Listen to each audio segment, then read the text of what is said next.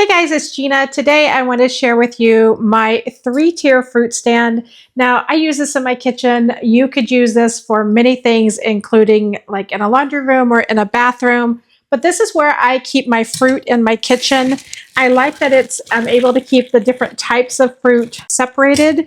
Now at this time, I just happened to buy a 3-pound bag of apples. So that's all the fruit I have that I'm putting in it today. I actually meant to buy bananas and some plums as well, and I forgot, but that's okay. So to give you a little bit of an idea on size, these are the smaller size of Honeycrisp apples. It's a 3-pound bag, but it gives you kind of an idea of how much fruit this stand will hold. Again, there's a lot of different uses you could use this for, but I really like the way it looks in my kitchen.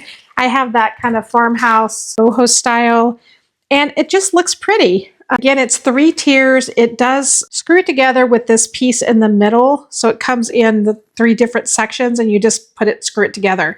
It's kind of decorative on the top, but I like it. I also like at the bottom that it's elevated. So your fruit is not sitting right next to the counter because I like having that added air circulation.